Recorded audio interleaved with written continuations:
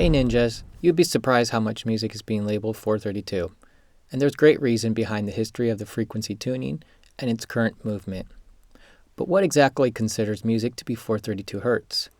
We're going to find out all the popular ways, and more importantly, the ways you should use to convert your music tuning. But first, it's important that we understand that there's a difference between a 432 tone and music that has been calibrated to 432 Hz, rather than the standard 440. I use the word calibrated because tuning and tone are often misused when describing frequencies. Tone is not tuning. And to make things even more confusing, the amount of music that is being labeled 432 when it's actually 440 is astonishing, but that's for another video. The EQ method. Let's understand that no matter what note you hit, it's going to come along with harmonic and overtone frequencies. Every sound, and I mean every sound, has a full range of frequencies that we don't immediately perceive. So the theory behind the EQ method is that you equalize your desired frequency to be more predominant. Most commonly, this is done by boosting a frequency. But we have to remember that this creates distortion and artifacts, especially if you go past a few dBs. You could also try reducing all the other frequencies around your reference frequency, which is less destructive. You could also try using a filter to shape and filter out frequencies. This may give you better results. Just boost the frequency is generally the first thought, go-to method on how to get 432 Hz or any other frequency that you wish. But bear in mind that this method has the most limitations, and the more you tweak, the more you'll compromise the final result. The tone method. I've seen this quite a bit, and maybe you have too. This is where there's a constant tone placed throughout a piece of music. The theory behind this method, no matter what your audio source is, a constant tone will be playing in the background. Now, if you want to get the cleanest, purest tone, you should try a pure sine wave. It's going to sound like this, or together with music.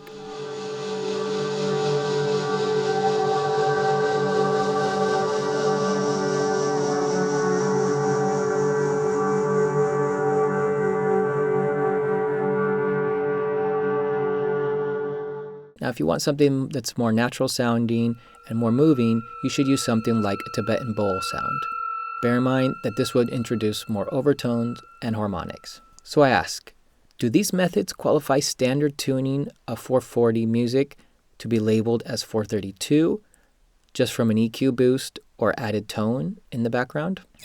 The question is, can you really change the tuning frequency of music that was already recorded? Yes, you can. And in the best high quality, you sure can. Pitch adjust, the third method. What if I was to tell you that you can change the tuning pitch of an audio track so that all the notes played would technically be in tune with your new desired frequency?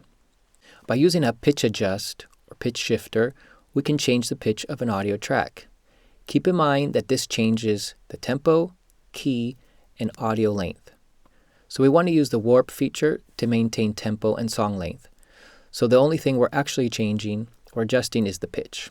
Now with proper tools, we can verify the actual notes being played and what tuning frequency they were recorded in. Spoiler alert, 9 times out of 10, they're in 440 because that's the standard tuning that everything is referenced to. Whether it's your keyboard, VST virtual instrument, you name it, the default is 440 Hz.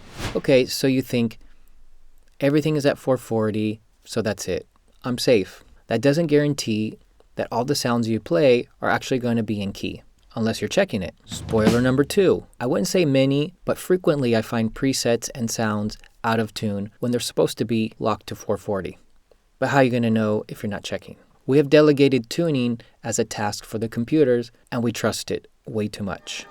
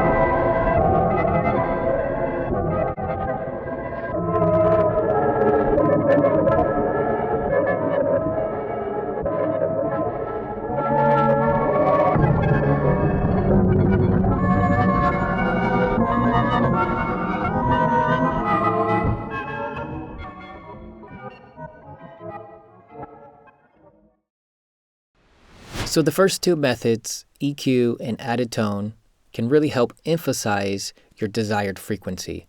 They should be looked as methods you could use in combination with a pitch adjust. Keep in mind that in the second tone method, this creates an unnatural and sometimes undesirable sound. Whether you're a music producer, digital creator, yoga instructor, or spiritual enthusiast, it's my goal here to share the best ways to expand your musical creations or listening experience into other frequencies and the many languages of music temperaments, because frequencies matter.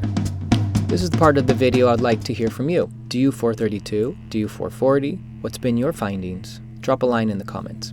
If you learned something and hopefully enjoyed the video today, smash that like and subscribe. It's free and helps the channel, and you won't miss any updates. If you'd like to get more info on 432 music, see some of our services, or just want to say thanks and support the channel, reach out on 432.ninja. Link in description. Change your vibe, like and subscribe.